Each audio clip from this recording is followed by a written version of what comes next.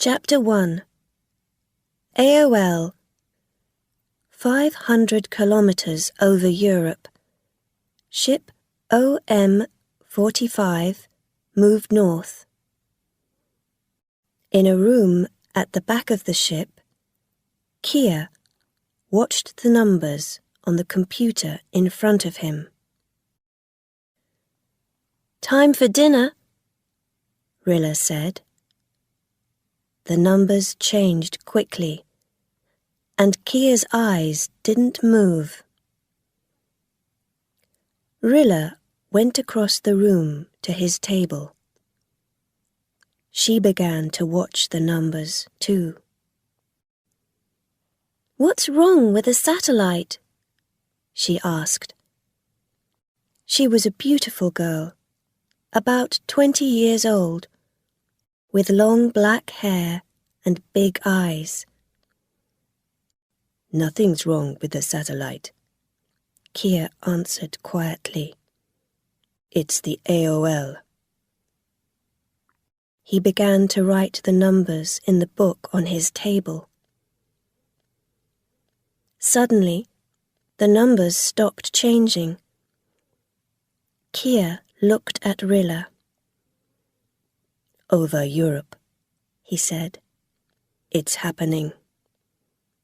The AOL is breaking up.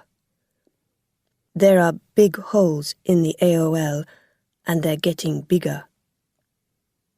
"You're right. Shall we see Captain Seru now, before dinner?"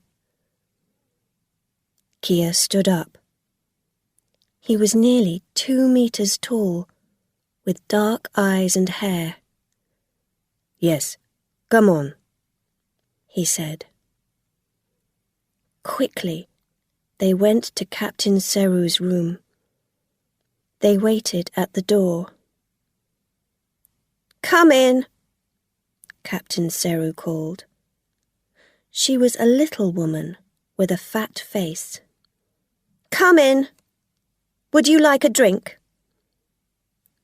"No, thank you," Kiah answered. "I'd like you to look at these numbers." Kiah gave Captain Seru his book. Captain Seru looked at the numbers. Suddenly, her face changed. No, she said. "I don't want to talk. It's late and I'm tired. Sit down and have a drink." Kiah and Rilla sat down. There was a big window in Captain Seru's room. Kiah looked out of the window at the dark sky. He saw the moon. It was cold and white in the dark sky. "Captain Seru," he began. "It's important. Look at those numbers carefully. The AOL is beginning to—" "Stop!" Captain Seru stood up and put her hands in her pockets. She went to the window and looked at the sky. 300 years ago, Earth nearly died, Rilla said. Earth stopped dying because of the AOL, but now, over Europe, the AOL is breaking up. We would like you to talk to Earth Commander. Captain Seru did not move. "Do you remember Adai?" she asked. She didn't wait for an answer. "I was on his ship 2 years ago. One evening, the satellite gave us interesting numbers about the AOL. We went back to Earth and saw Earth Commander." Captain Seru stopped speaking. Rilla looked at Kiah. "And then?" she asked Captain Seru. Gog was angry, very angry, Captain Seru said. In the end, he sent Adai to the moon. Adai's there now, commander of the moon colony under the moon. Kiah waited for a second or two. I know about Adai, but we need to talk to Earth Commander again. These numbers are worse. Captain Seru's face went red. You don't understand. I'm not going to talk to Gog. Last time, he sent me to a weather ship in the Antarctic. This is my first ship for 2 years. And Captain Seru began drinking. Kiah stood up. Thank you, Captain Seru. Captain Seru said nothing. Kiah and Rilla left the room and walked slowly downstairs. The ship was dark and quiet. It was 8 o'clock, and everybody was at dinner. What are we going to do next? Rilla asked. I need to talk to Adai, Kiah said. Okay, talk to Adai, but he's far away on the moon colony, Rilla said. Let's visit Commander Zadak. Zadak? Commander of Australia? He's famous. Yes, he's my father's friend. He worked with my father in Brazil 10 years ago. Perhaps he can help us. Kiah smiled. Good. We return to Earth next week. I can phone Adai from Kisangani, and then we can go to Australia. But now, I'm hungry. Let's get some dinner. Chapter 2. Visit to Australia. On Friday, after 3 weeks in space, Kiah and Rilla finished work and left ship OM-45 on a space plane to Kisangani. Kiah phoned Adai, and Rilla phoned Commander Zadak in Australia. The next morning, they took an aeroplane to Sydney. A taxi took them from the airport to Commander Zadak's office, some kilometres north of Sydney. Wait for us here, Kiah said to the taxi driver. Kiah and Rilla walked to the gate. About 10 guards stood in front of the gate. Across the road, a train waited. Rilla, OM-45, Rilla said. To see Commander Zadak at 4:30. Let me call the commander's office, the guard said. Kiah and Rilla waited. It was hot, and Kiah began to feel thirsty. The guard came back. I'm sorry, he said. The commander can't see you. But I talked to the commander yesterday, Rilla said. He wanted to see us at 4:30. The commander is leaving on the train in 3 minutes, the guard said. Can we wait and see him here? Kiah asked. No, the guard shouted. Get out of here. Kiah and Rilla walked back to the taxi. Where's the driver? Kiah asked. Look, he's sitting by that wall, Rilla said. Just then, Commander Zadak came out of the gate. He was a very tall, big man with blue eyes and a lot of white hair. 2 guards marched in front of him, and 2 guards marched behind him. They all carried guns.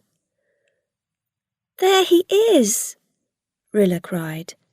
Commander! And she began to run along the road to him. Commander Zadak did not stop. A guard opened the door of the train and the commander got in. Slowly, the train began to move. Kiah ran to the taxi and jumped in. Then he drove the taxi fast down the road. The taxi driver saw him and ran after him. The train began to move faster. Suddenly, Kiah drove the taxi off the road. He drove in front of the train and stopped. The train came nearer. And then the train stopped, very near the taxi, and some guards jumped off. Kiah opened the door and got out of the taxi. Put up your hands, the guards shouted. 2 of the guards began to hit Kiah. Stop that, someone shouted. Bring him over here. It was Commander Zadak. Kiah stood in front of the commander. Just then, Rilla arrived. Oh, it's you, Commander Zadak said. He did not smile. Rilla, your father's going to be angry. We want to talk to you, Commander, Rilla said. It's very important. Very well, I'm listening. Kiah began to talk. 2 years ago, Adai told you about the holes in the AOL. Now they are worse. The AOL is breaking up over Europe. Please look at these numbers and this satellite picture. He gave his book to Commander Zadak, and the commander looked at the numbers. It's important, Commander, Kiah said. In 10 years, Earth is going to die. You stopped my train because of this? Commander Zadak asked. 2 years ago, Adai talked to me about the AOL. Then he talked to Earth Commander. And what happened? Where is Adai now? Is the moon colony helping the AOL? We know about Adai, Commander, Rilla said. But someone needs to talk to Earth Commander again. I'm going to talk to Gog about rain, I can tell you that. Earth needs rain. There was no rain last winter. Half of Australia has no water, and my trees here are dying. Without rain, many people are going to die. Is Gog going to understand that? I don't know. Commander Zadak began to walk back to his train. Move that taxi, he called to his guards. Some guards moved the taxi back to the road, and then they jumped onto the train again. The train began to move. Okay, the taxi driver shouted. What are you going to do next? Drive my taxi into the river? Kiah smiled. He took some money from his pocket and gave it to the taxi driver. The taxi driver looked at the money. Okay, he said. Where now? Back to the airport? Kiah took Rilla's hand. Yes, he said. Let's get back to Kisangani. We can phone Adai again tomorrow. Chapter 3. Earth Commander. The next day, in Kisangani, Kiah and Rilla waited quietly in an office in Gog's house. Suddenly, Commander Zadak came into the office and gave some letters to the man behind the table. He saw the two young people and stopped in front of them. You again, he said. What are you doing here? Kiah stood up. Good morning, Commander. We're here because we want to see Earth Commander. I saw Earth Commander some minutes ago and talked to him about rain. Zadak said quietly. But he didn't listen. Your Captain Seru was here earlier this morning and began to tell him about the holes in the AOL. But Gog doesn't want to hear about our planet. He's always talking about Mars. In the end, he's going to destroy Earth. Please help us, Rilla cried. Come and see Gog with us. No. Zadak looked at Kiah and then at Rilla with his blue eyes. I'm not talking to Gog again. And you? Gog isn't going to listen to you. Be careful, and good luck.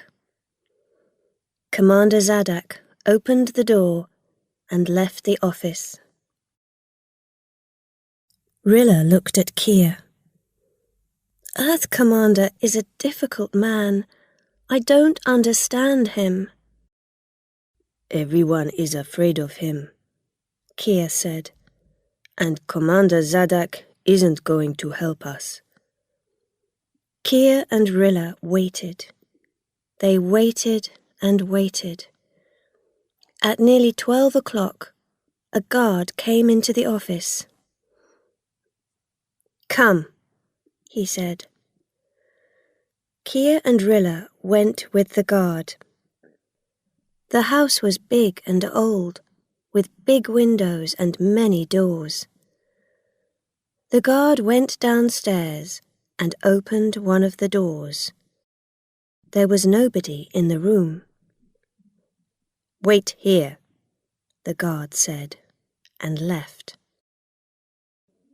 Kiah and Rilla sat down on the expensive green and black chairs and looked at the expensive flowers on the tables. There were no windows in this room. Suddenly, the door opened and a tall, fat woman came in. Her name was Belle, and she was Gog's wife. She had a lot of long red hair, and she wore an expensive blue dress. Belle liked expensive things. She carried a cat. The cat was black and white. Half its face was black, and half was white. Half its body was black, and half was white. Why are you here? Why do you want to see Earth, Commander? She asked. Rilla stood up. How do you do? She said. We want to talk to Earth Commander about the AOL. We have new numbers from the satellite. Belle's face was red. The AOL? Earth Commander knows about the AOL, and he is the best man. Excuse me, Kiah said quietly. We want to help Earth Commander. Belle began to laugh. Help! You? The cat jumped down and walked across the room. How can you help? Why can't you understand? Listen, Earth Commander is working on the spaceship for Mars. It's difficult and expensive work. The cat jumped onto Rilla's chair and looked at her with its yellow eyes. 2 years ago, Adai wanted more money for the AOL, and Earth Commander sent him to the colony under the moon. Now you're talking about the AOL. Do you want to go to the moon too? The door opened again, and a different guard came in. Excuse me, Earth Commander is ready now. Belle stood up. You can see Earth Commander now, she said coldly. But you're going to be sorry. The guard opened a different door, and Belle and the cat went into a beautiful room with expensive, very old tables and chairs. Rilla and Kiah went in behind them. There were no windows in the room, but a lot of pictures. There was Gog, the richest man on earth and the worst man on earth. He was tall and fat and without much hair. He sat behind a big table with a television, 3 computers and 5 telephones. He watched the television and didn't look at Kiah or Rilla. 2 guards with guns stood behind him, and 2 more guards stood near the door. Here they are, Belle said. They aren't friends. Oh, no. They want to talk about the AOL, of course. No one understands about Mars. That's all right, Gog said quickly. And then he looked up, first at Rilla and then at Kiah. His eyes were cold and green. I know about you too, he said. Your captain told me about you. You're famous. 2 children. You want to help planet Earth, is that right? He waited. The cat jumped onto his table and sat down in front of the television. Yes, Commander. Kiah began. The AOL is breaking up. When? Tonight? Tomorrow? Gog said angrily. I heard this old story 2 years ago from Adai. Everyone comes here and wants money.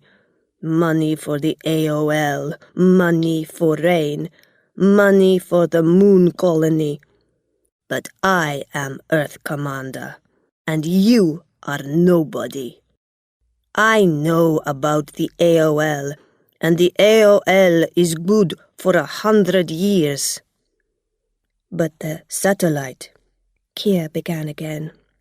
Be quiet, Gog cried. I am Earth Commander.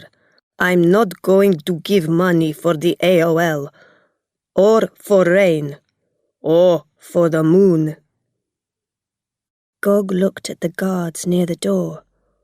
Take them away.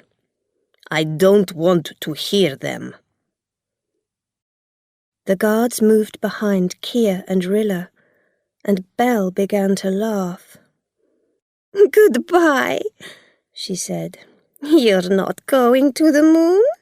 You're going to prison. You can talk about the holes in the AOL there. Chapter 4. Prison 888. Commander Zadok was in his room at the biggest hotel in Kisangani. Suddenly, he heard the phone.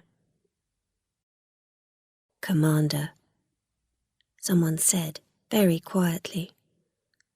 A man and a woman from ship OM OM45 in prison 888.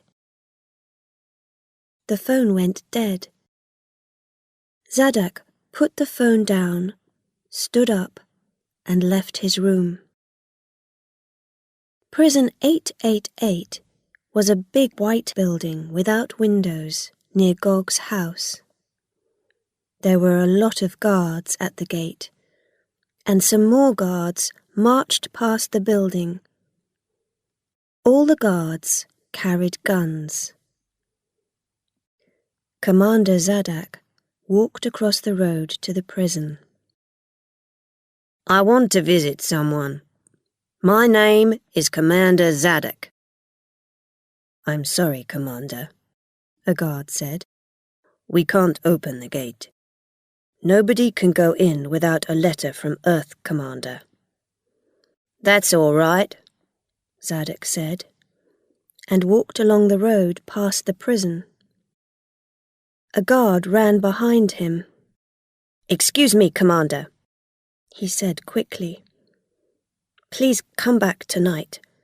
I can open the back gate at midnight.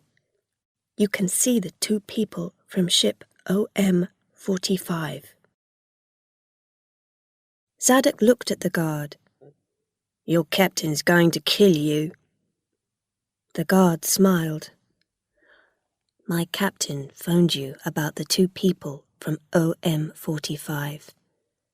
He's the brother of Captain Seru." Zadok didn't smile. "The prison commander is going to kill you and your captain." "It doesn't matter," the guard said. "We want to help." "Midnight," Zadok said, and walked away. At midnight, there were 4 guards at the front gate of prison 888, and there was 1 guard at the back gate. The guard opened the gate, and Zadok went in. The guard said nothing. They walked downstairs into a big room. A lot of prisoners slept on the floor because there were no beds or chairs. Kiah and Rilla sat on the floor near the door. "You can talk for 5 minutes," the guard said quietly. "The next guard arrives at 12:15. Kiah and Rilla stood up. "Good evening, Commander," they said. Zadok looked at the prisoners. "Why are all these people here?" he said to Kiah and Rilla. "They're in prison because Gog doesn't like them. I talked to Gog about rain. I talked to him about the AOL, but he never listens. Today, someone told me about some fires in the new forest here in Africa, but Gog doesn't want to hear about those fires." Zadok laughed angrily. "And he doesn't want to hear about my trees in Australia. He never listens to me. He's always thinking about Mars, not about our beautiful planet Earth." Kiah listened carefully.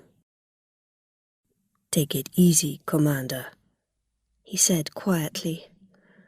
"Please talk to Adai. Adai wants to help. He can come back from the moon and help you." "No," Zadok said. "I phoned Adai this afternoon. He's a good man and he wants to help, but I don't need help. I'm going to stop Gog. I'm going to kill him." Kiah closed his eyes for a minute. "Gog's guards have guns. They can kill you, Commander," he said. "You need more people to help. Wait for Adai. He can help you to look for more people." "No, Kiah," Zadok said quietly. "I don't want more people.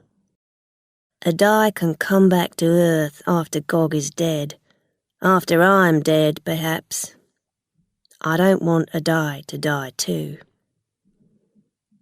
"Excuse me, Commander," the guard said. He looked at the clock near the door. "Okay, let's go," Zadok said to the guard. He looked at Rilla and then at Kiah. His eyes were very blue. "Goodbye," he said. "Goodbye, Commander," Kiah said. "Be careful," Rilla cried, "and good luck." Early that morning, Earth Commander's house was quiet. A guard opened the door. "Good morning, Commander Zadok," he said. "Earth Commander isn't in his office." "That's all right," Zadok said. "I can wait." Zadok went upstairs and waited. At 8 o'clock, Belle came into the room. "Good morning, Commander," she said. "You're early this morning. Are you happier today? Earth Commander was very angry with you yesterday. Don't begin talking about rain or the AOL today." Zadok smiled, but his blue eyes were cold. "No," he said. "I'm not going to talk about rain today." Just then, Gog came into the room. He looked at Zadok. "What's wrong? Why are you here at 8 o'clock in the morning?" Zadok took his gun from his pocket. Gog saw the gun and his face went white. His eyes were dark and afraid. For a second, nobody moved. Suddenly, Belle's black and white cat ran into the room. "Guards! Guards!" Belle shouted. The cat jumped at Zadok, and Zadok hit the cat away from him. Belle ran across the room to Gog, and Zadok at that second shot at Gog. But Belle was between him and Gog. She gave a cry and fell to the floor. Her hair looked very red on the black floor. "No!" Gog cried. "You shot Belle!" 3 guards ran into the room with their big guns and stood in front of Gog. "Kill him!" Gog shouted and began to help Belle. Zadok looked at the guards and then at Belle and Gog. Kiah was right. He was going to die. "I'm sorry, Kiah. I'm sorry, Adai," he said quietly. The guards shot Zadok. Slowly, he fell to the floor. Chapter 5. Forest Fires. Later that morning, 4 guards took Rilla to Gog's office. His face looked tired, and his eyes were red. "Leave us," he said to the guards. Then he looked at Rilla. "Tell me about Kiah.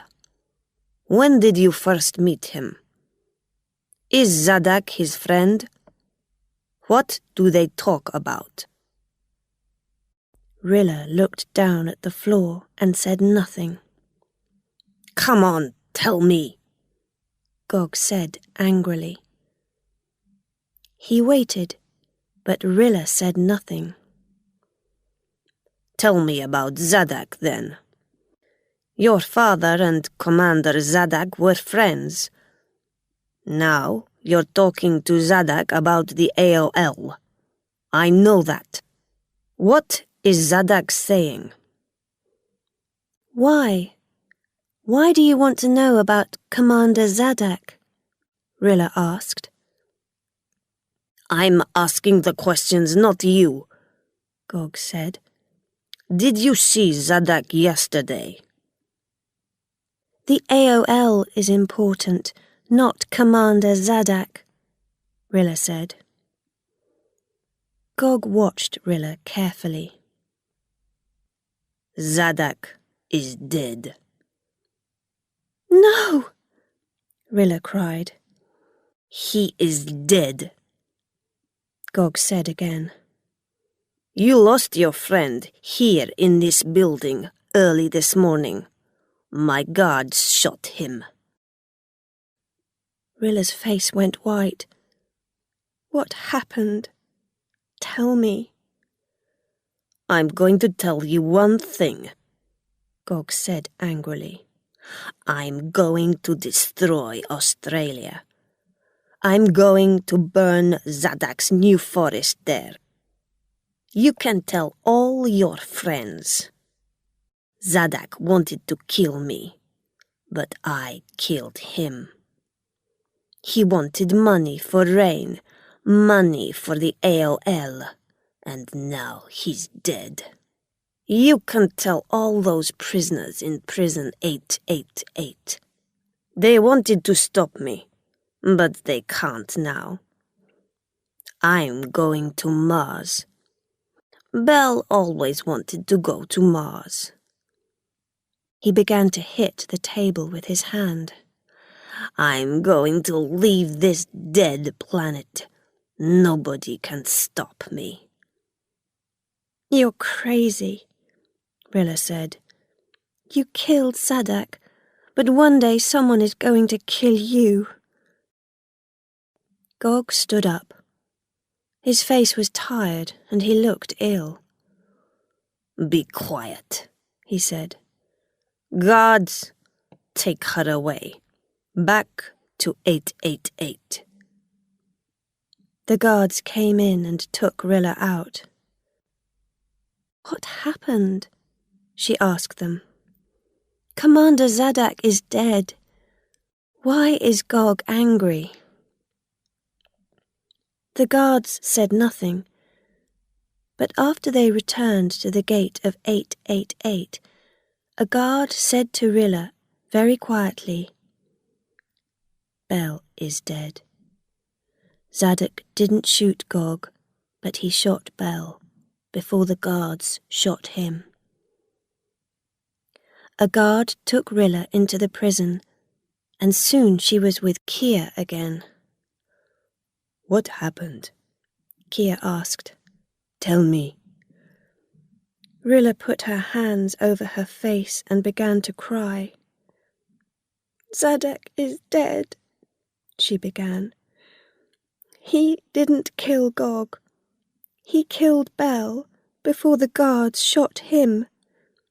And now Gog is going to destroy Australia. Kiah sat down on the floor next to Rilla. His face was sad. Don't cry, he said quietly. 3 or 4 prisoners came across the room. What's the matter? They asked. Zadok is dead, Kiah said. But Belle is dead too. What's going to happen next? Someone asked, but nobody answered. The next afternoon, Captain Seru's brother took Kiah and Rilla to a little room at the back of the prison. They sat down, and 5 minutes later, Captain Seru arrived. Nobody smiled. You are right, Captain, Kiah said. Gog sent us to prison because we told him about the holes in the AOL. Seru smiled. You were right, Kiah, she said. Those satellite numbers were very bad. I began to tell Gog, but he didn't listen to me. Would you like some coffee and some sandwiches?" Seru's brother asked. "Yes, please," Seru said. "I'm hungry." She looked at Kiah and Rilla. "Things are very bad." "What's happening?" Rilla asked. "You know about Zadok and Bell?" "Yes, Gog told Rilla yesterday," Kiah said. Seru smiled, but her eyes were not happy. "Gog talked to me this morning," she said. Her brother came in with the coffee and sandwiches, and Seru began to eat. "Gog wants to know about Zadok and about you," she said. "He's going to kill us all, I think, before he goes to Mars." Suddenly, Rilla felt ill. "I can't eat now," she cried. But she took some coffee and began to drink. "Let's get out of here," she said. "Perhaps we can get a plane to Brazil and go to my family." "Difficult," Seru said. "Last night, fires began in the New Forest in Europe, and they're moving across Europe. The fires in Africa are burning fast. Gog began to destroy Zadok's forest in Australia yesterday." "Did you phone Adai?" Kiah asked. "Adai? You never stop talking about Adai. What can he do?" Rilla said. She felt angry. Seru looked at Rilla for a minute. "Yes, I phoned Adai before I came here. I told him about Zadok and Bell and about the fires. He asked about you, Kiah. He can't come down at Kisangani Airport because Gog is there with a lot of his guards. Ship Mars 4 is nearly ready, and Gog is watching it. He wants to leave Earth tomorrow." "How can Adai help us?" Rilla asked. "He can't shoot all the guards here." Captain Seru finished the last sandwich. "Let's leave that to Adai," she said. "We can do nothing." "Are you going to stay here?" Kiah asked. "Yes," Seru answered. "Adai is coming to the prison after he arrives on Earth." "Oh, yes," Rilla said tiredly. "But when? Gog can kill us before Adai comes." "No, he can't," Seru's brother said. "You can stay here, in this room. Gog's guards are all afraid of the fires, afraid of the people. They aren't going to look for you here." Chapter 6. Spaceship to the Moon. And so they waited, and waited. Rilla slept in her chair. Kiah and Seru talked quietly. Seru's brother came and went. Most of the prison guards ran away with the prisoners. 7 or 8 people, some prisoners and some guards, didn't want to run away, so they came into the room and waited too. 10 o'clock came, then 11 o'clock. It was very quiet. Seru walked up and down the room. Kiah sat next to Rilla. Seru's brother came into the room again. "It's after midnight," he said. Just then, they heard the noise of a plane. Kiah stood up. "Come on," he said. "Let's get out of the building." Quietly, they left the building. It was a dark, hot night. There were no guards in front of the prison, so they went to the gate and waited there. Suddenly, they saw the plane. It was a little plane, and it came down on the road in front of the prison. Rilla took Kiah's hand.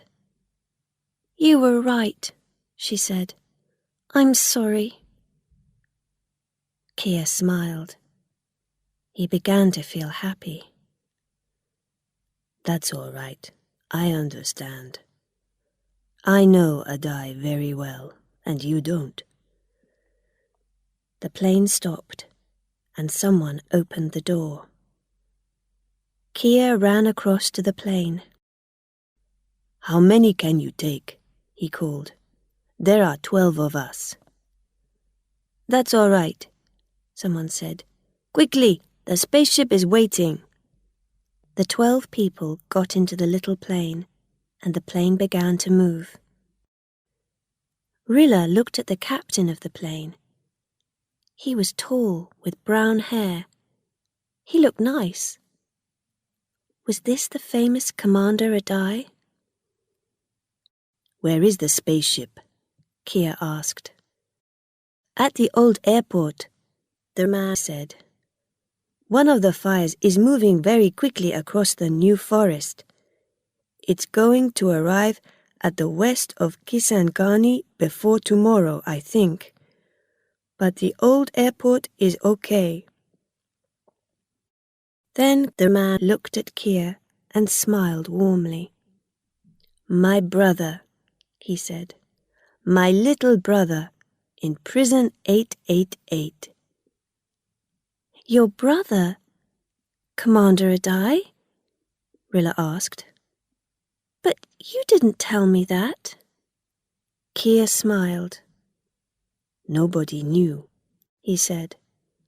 "But now, it doesn't matter now. Everyone can know." The little plane came down at the old airport south of the town. "Let's be careful," Adai said. "We don't want someone to shoot us before we leave." The spaceship was dark. Quickly, everyone jumped down from the plane and ran across to the spaceship. Soon, the spaceship left Earth, and everyone looked down at the burning planet. They saw the dark smoke over Africa, and here and there, through the smoke, the red, angry fires. "The fires are destroying the forest very quickly," Saru said. Adai put his hand on Kiah's arm. "I'm sorry about Zadak," he said. "I wanted him to wait," Kiah said. "I wanted him to talk to you." Adai's face was sad. "He didn't want me to die," he said quietly. "He was a good man, and now he's dead." "And Gog is going to Mars," Saru said. "Mars? He's crazy. Mars isn't ready for people," Adai said. "But Gog wants to go, and so he's going," Saru said. "Tell us about the moon colony. That isn't ready. You need more money." "No, I don't," Adai said. "The moon colony is ready. I asked for more money because of Zadak. I wanted to give him money for rain, but Gog didn't listen. He wanted all Earth's money for the spaceship to Mars." "I don't want to leave Earth," Rilla said sadly. She felt tired and afraid. Adai smiled warmly at Rilla. "Nobody wants to leave Earth," he said. "But under the moon is the best home for us now.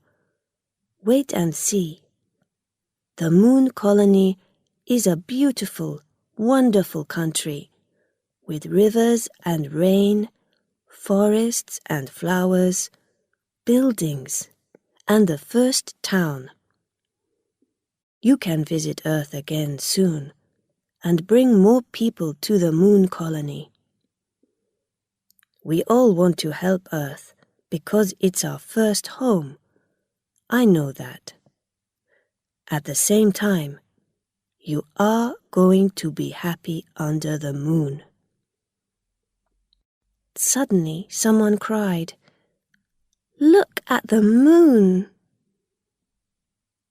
And through the window of the spaceship, they saw the moon before them, cold, white, and beautiful.